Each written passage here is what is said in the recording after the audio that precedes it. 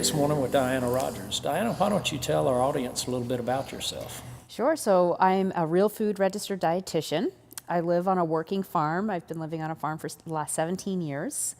And I'm really interested in that intersection between what diet is optimal for human health and what is the most sustainable diet that we can produce on the land. So, you're unique because a lot of people in your line of work have an entirely different mindset about what nutrition is and how people should eat. But yet you come at it with a very unique and but yet very learned perspective. Could you explain how you came to that viewpoint? Sure. Well, there's a long and short version, so I'll tell you the moderately short version of that. But my personal journey is that I was an undiagnosed celiac until I was in my late 20s. And so as a kid, I was incredibly sick. Everything just kind of went straight through me. I was incredibly underweight. And it wasn't until I found out that I had celiac disease and pulled gluten out of my diet that I really started learning more about nutrition and how that was affecting my whole overall being. Because I didn't, until that point, didn't realize that you didn't need to be in searing pain at all times right after every meal. But at the same time, I went to a dietitian who is a very prominent dietitian in the Boston area that is the head of a celiac center. And she just told me basically to eat a low-fat, mostly vegetarian version of what I had been eating before, just the gluten, swap out all my food for the gluten-free versions of that. And so I was eating gluten-free toast for breakfast or gluten-free cereal, gluten-free sandwich for lunch, gluten-free pasta for dinner, maybe with a gluten-free beer. And I couldn't understand why I was so hungry all the time, why my blood sugars were on this major roller coaster. I needed to snack constantly. If I had to miss lunch, it was not a good thing. I had tunnel vision and headaches and everything. And so I started learning more about nutrition, and I came across the Paleo Diet, and the idea just made so much sense to me. Why don't we look back to our evolution and eat a diet that more closely mimics the diet that humans as animals were evolved to eat?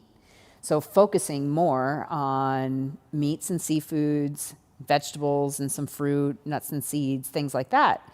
And so as somebody who is living on a farm and raises vegetables and animals, not only was this super convenient because it was everything I was raising on the farm, but it also made sense because humans are animals and all animals have a biologically appropriate diet. And why wouldn't that be different for humans? And so once I pulled out most of these modern processed foods and started focusing more on meats and vegetables, seafood, fruits, and just more whole foods, I could go from breakfast to lunch without needing to stop. I could skip lunch and feel okay. My blood sugar's totally regulated.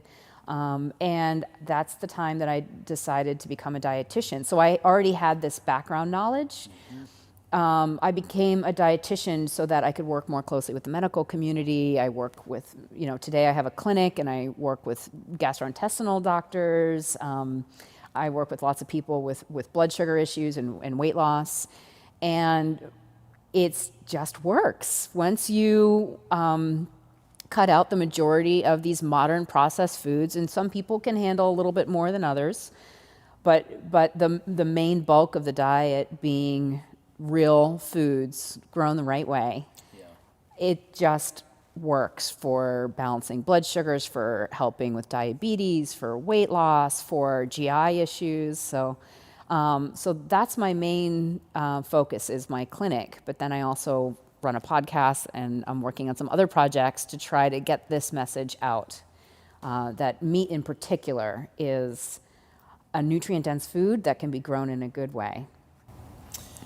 So you're pretty antithetical to a lot of dietitians today, because many dietitians are telling people that we actually need to either significantly reduce our meat consumption or cut it out altogether. So relative to what you have found, why is it so important? If we compare ounce per ounce of nutrition, why is it so important that we include good proteins in our diet? And by the way, what would you consider to be the best sources of meat for our diet? So most dietitians are just regurgitating what they learned in school, and there's a lot of bias going on. There's a lot of emotional baggage that people bring to the science of nutrition. Most of the studies that vilify meat are based on things like food frequency questionnaires, which have been proven that nobody tells the truth on those things. And also observational studies. So looking at populations where, if you're comparing somebody on a vegetarian diet versus someone on a typical Western diet, there's so many confounding factors. So when we look at the studies that vilify meat, what we see are so many confounding factors. So most of these are based on observational studies, so looking at populations and trying to tease out one thing in that diet that could be causing all the problems, right? And so, for example, when they're looking at populations who are vegetarian versus people who are on a typical Western diet, the people that are on a vegetarian diet are much more likely to meditate, do yoga, eat lots of fruits and vegetables. They're much less likely to drink and smoke compared to someone on a typical Western, a typical American diet. So to pull out meat and say it must be the meat that it's the difference, and not take into account all the other lifestyle factors plus all those processed foods. It's not just the burger, it's the bun, it's the large fry, it's the 72-ounce soda, and that deep fried apple pie that you're having with the burger. So in a meal like that, the actual burger patty is the most nutrient-dense thing. And when you're looking at nutrient density, so when you're trying to be a scientist and be objective and just look at nutrient density, comparing a 3.5-ounce piece of steak, so that's about 180 calories, you've got 30 ounces of protein that you can get from that, plus B12, iron, so many things that you actually can't get in a bioavailable form or at all from a plant-based diet. So the least processed option would be beans and rice that would come close in if you're trying to get your protein from plants. 3 times as many calories, plus so many more carbohydrates. And so if we're looking at a population of Americans where 70% are obese or overweight, dealing with diabetes, what we're not trying to do is increase calories or increase more carbohydrates. What we want is more nutrient-dense food that fills you up. And animal protein is the most nutrient-dense food and the most satiating food that there is in our food system. And so I'm a huge fan of red meat, of organ meats. Liver is one of the biggest superfoods there is. Totally agree. I think people should be eating more of that. And of course, seafood is really great too. And so I love being a nutrition geek and looking at my diet and seeing, all the micronutrients that get lit up, when I enter the foods in. And I can't think of a more beautiful diet than one that includes meat and seafoods raised in the right way, or wild caught, and the rest of the plate full of colorful vegetables. So you're telling us that even a small serving, so 3 ounces of meat is really a small serving for most people. It is for me. Or in the Western diet, yeah. right? So, but from that 3 ounces of, say, sirloin steak, someone can get as much as 30 grams of protein versus trying to consume 30 grams of protein, which many times is even going to be an incomplete protein from a strictly vegetable source. Right. And we also know, and you as a dietitian know, that if we eat meats in combination with many of the vegetables, particularly green leafy vegetables and all of that, we have heightened absorption That's right. of the nutrients from those vegetables themselves that cannot happen when we eat them divorced from the meat. That's right. Yeah. And I could be a little off. It might be like a 3.5 or 4 ounce piece of meat for 30 grams of protein. But the idea is that if we're trying to work with people Yes. and help them reduce their overall caloric intake Yep. and at the same time increase their nutrient density, animal meat is the best way to do it. It's the most satiating and the most nutrient dense food for the least amount of calories. So, and a lot of people think that we're eating too much meat. And first of all, I don't believe that. Americans are only eating about a little less than 2 ounces of red meat per person per day. So that's not too much at all. Very small, actually. Yeah. But then that whole idea of eating less meat or we're eating too much meat, I think implies that it's somehow gluttonous or immoral or unhealthy or bad in some way to be eating meat, when meat is a very natural food for humans as omnivores to be eating. And so I don't like the messages that we should be eating less meat or meatless Mondays or things like that, because I actually think that most people benefit from actually increasing the protein in their diet. Well, and we also know, I'm a farmer and a rancher and also a scientist, but so combining all of those roles, we know that if we want to restore a healthy ecosystem, if we want to rebuild our degraded soils, and we want to restore vibrant plant populations and insect populations and so forth, that if we divorce the production of food from grazing ruminants, we cannot restore that ecosystem to its fully functioning state. So not only is the meat far more healthy for us, but the production of that meat in the form of our livestock, when grazed properly, is also very healthy for the ecosystem as a whole. So in my mind, that's a pretty big win-win. It totally is. And I think I was mentioning to you before, but the town that I live in outside of Boston, everyone's, very educated and they're concerned about their health and longevity and what they're feeding their children, and they're concerned about the environment. And guess what? Nobody eats red meat. And so I'm really trying to let people know that meat is an incredibly nutrient dense food for humans, that it can be raised in a way that actually regenerates our soil. And it's not just about the emissions, even though people are so concerned about that. It's about looking at the whole picture, increasing biodiversity, increasing the water holding capacity of the soil, bringing back the native songbird populations, everything, all about that. And so I believe that a food system without animal products actually causes more harm than good. Well, and you said it earlier, the vast majority of the ecosystems on the face of this earth evolved with herbivore impact, that grazing and browsing and foraging impact. And if you take that impact away, then we no longer have a fully functioning ecosystem. And that means that we have inherently an unhealthy ecosystem.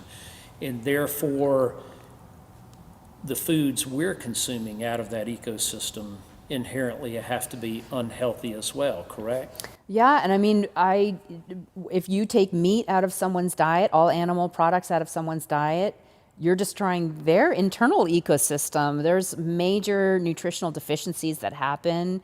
Some people can survive a little bit longer than others due to different genetic factors. For example, beta carotene is the vitamin A precursor that's found in sweet potatoes and carrots and those orange vegetables, but only 45% of humans can't make the conversion easily from beta carotene to vitamin A, which is the active form, retinol.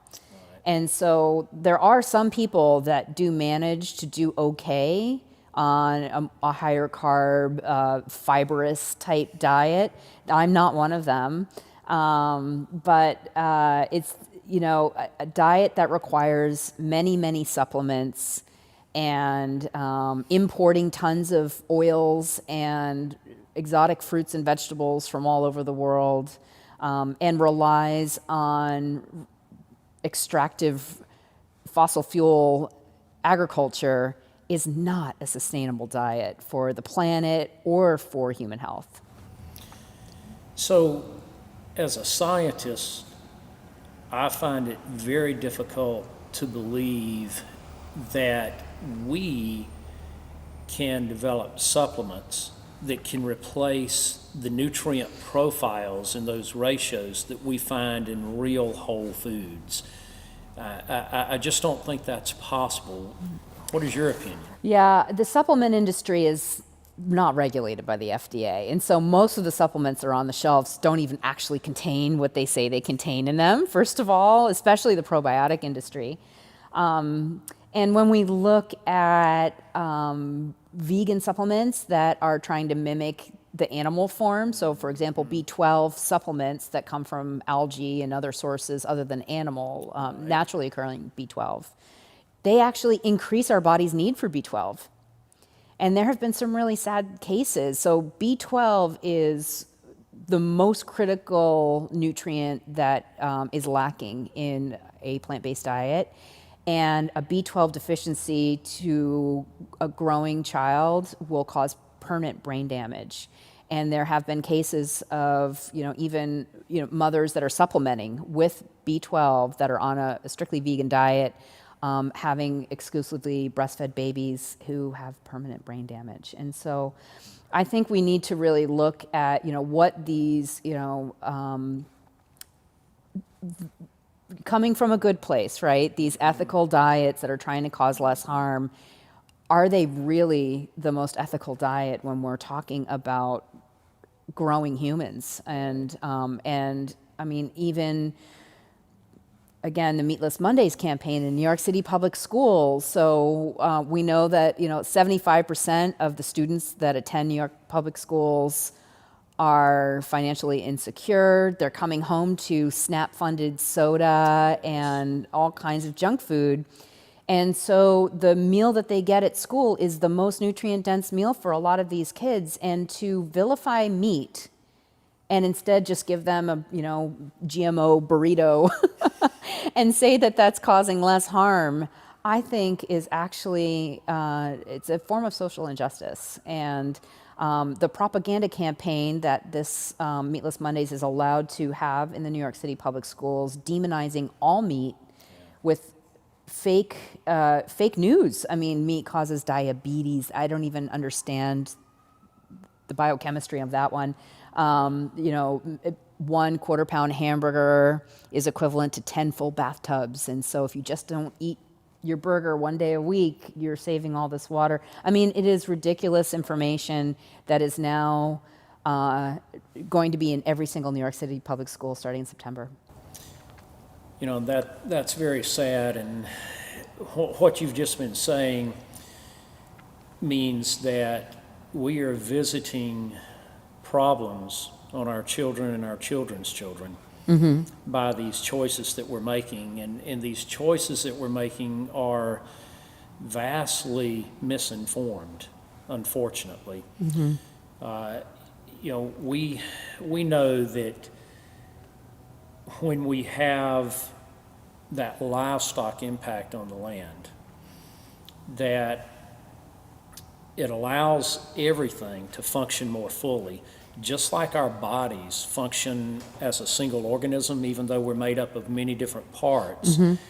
That microbe, soil, plant, and herbivore also function or help the ecosystem around us function as a single organism. And if we take any one of those component pieces out of that equation, then we no longer have that functional ecosystem working for us. Right. So if that's the case, then it has to stand true that our diet must consist of components of each of that as well, right? Exactly. So you're working on a major project right now. I am. Why don't you tell us about that? I'm very excited about it, so I would love for our viewers to hear about your project. Yeah, so I have a book and film in the works right now called Sacred Cow, Why Meat Belongs in a Healthy, Sustainable, and Ethical Diet. And I had started writing the book a couple of years ago when yet another piece of vegan propaganda film came out. And these films are actually really influential. They're showing them in my son's high school science class as if they're based in Fact. science. I'm getting tired of going around to all these schools and doing damage control for all of this. And, you know, these messages that are coming out about, you know, meat causes cancer, meat causes heart disease, meat is bad for the environment. There's no room for context or nuance in any of these dialogues, and it takes a PhD thesis in order to unpack all of those things. And so I know that I can do that in a book, but I also know that most people are digesting their media through film right now. And if I felt that if I could bring people to the farm and bring experts like you into the mix and explain and show people why things like biodiversity are so important, how cattle can improve the land, why eating meat is so critical to our bodies as human animals, and tackle some of those tricky ethical questions as well. You know, why should we kill an animal for meat when we can just grow it in a lab? And what are the unintended consequences of things like lab meat? And so I'm halfway through production on this film project. The book is getting handed in 2 weeks, my rough draft to the publisher. And so all of this is expected to come out in spring of 2020. Outstanding. Yep. You know, you brought up a number of issues that are commonly conversed about out and about, and the media really plays on them. And one is the water issue with meat production, and the other is the greenhouse gas issue with meat production. But yet we know that if we have regeneratively based meat production, pasture-centric, pasture-based meat production, that we actually are infiltrating a lot more water into our soils, because that positive impact of those ruminants foraging and grazing on those grasses is creating this incredible aggregate in the soil that allows for tremendous infiltration and water retention. So proper meat production actually improves the entire water cycle on the face of this earth, rather than disturbing it, as we've been told. Secondly, if we look at the greenhouse gas issue, and a lot of people, when they think about ruminants, they think about methane issues. Right. So a couple of things that we have to keep in mind. One is that we actually have capacity in our soil microbes to take care of methane emitted by ruminants. And that if we have highly biologically active soil, the methane burped by our livestock is absolutely not a problem at all, and it's a natural process. The other thing that we have to remember is that we have had ruminants for millennia, many tens of thousands of years. And these ruminants have all functioned the same way. So if methane is an issue, it has been an issue for a very, very long time. Right. And we're just now calling it an issue. So I think we have, as scientists, we have divorced ourselves from reality. Yeah. And seeing things as a whole. And again, I can't help but think that as a scientist, the studies that you're telling me about, these nutritional studies, that's not sound science. You cannot, as a scientist, make those extrapolations when you have so many confounding effects and then state that as fact in a peer-reviewed study, but yet that is the very thing that we're seeing. Observational research only proves bias. Exactly. And unfortunately, the plant-based advocates are pushing out these studies based on very poor methodology, both about the harms, the nutritional harms of meat, but also the bad greenhouse gases. So in livestock's long shadow, so where they're doing a full life cycle on a cow, but then only tailpipe emissions in transportation, right?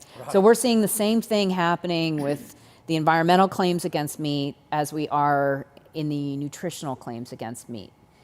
Very, very similar work. So when the WHO says that processed meat is a type 1 carcinogen, what they're not saying is that your average chance of getting colon cancer is, 5% in the general population. If you were to eat bacon every single day for the whole rest of your life, your chance of getting colon cancer only goes up to 6%. So actually, it's statistically not even significant. It's not significant at all. When we look at smoking, okay, that's like 3,000 times the chance of getting lung cancer and many other cancers. But yet the WHO still classifies, because of this study, puts it in a type 1, and then we have, films showing that if you give your kid bacon for breakfast, you might as well be giving them cigarettes. It's absolutely ridiculous. Yes. And again, as a scientist, you cannot make those extrapolations. It's totally unsound science. It violates all the principles of the scientific method. And what a lot of people may not be aware of, if we go back to the methane issue, is that, first of all of our oceans emit methane. All of our swamps around the world emit methane. Yep. Rice. Rice fields are huge methane emitters. Yep. And even your typical row crop field, where we grow corn, soybeans, wheat, all of this, if those fields aren't run through a cow, turned into protein, they're going to emit greenhouse gases anyway. Exactly. Yeah. Exactly. I know. They're so compacted. Yep. The aggregate is collapsed, and they are so anaerobic in their conditions that they are also emitting methane, and yet we're pegging a methane issue on a cow. Well, and also, when we think about extractive fossil fuels, that's introducing new greenhouse gases into the atmosphere, where cattle are just recycling greenhouse gases that are already part of the carbon cycle anyway. So I'm really excited to be able to tie all of these worlds together and try to bring another perspective to what is very dominated right now by people who have the right intentions, are trying to cause less harm, but are actually causing a lot more harm by, voting for a system that actually destroys family farms, destroys the environment, and only allows big food to win. Yeah. And that destruction of the family farm has also eroded our rural communities and rural towns. And unfortunately, we're seeing boarded up towns all over the landscape of the U.S. And those people that live there are forced to commute long distances to have any type of reasonable employment. And the irony is that it wasn't that many decades ago at all that all of those communities and towns used to be thriving. And, the businesses that existed there relied on those dollars that were generated from the family farms that existed in those areas. So if you take the family farm out, it's absolutely impossible to have a thriving rural economy. Yeah, I don't think a lot of young people that I meet that have always lived in an urban area don't realize that farms are the backbone, small farms are the backbone of rural America. And when they're voting for something like a Beyond Burger or Impossible Burger that's made from, GMO soy and corn, they're actually voting for the destruction of more small towns. On our farm, and I'm sure on yours, I mean, we're supporting a youth labor force, Yes, right? yes. Kids need jobs, and they Yes. want to work, and they want to feel like they're contributing, and they love working on farms. Yes. And then we've got our vets, we've got Tractor Supply, we've got just so many businesses that we're supporting by having a viable, financially sustainable farm. And those dollars turn over multiple times in the same community. And all of that is a fabulous thing. But we have sucked the life out of every bit of that. So I love what you're doing, because it takes a community to communicate this message and to help people understand, what the truth is out there. And unfortunately, we have a void in the truth and the facts. And so thank you for the role that you're playing. It's absolutely critical. I love your Sacred Cow project. Thank you for doing that. And we just want to continue to work with you in this effort. So thank you for being an advocate. This has been a conversation with Diana Rodgers. Diana, thank you so much. Thank we you. really do appreciate it. Thank you.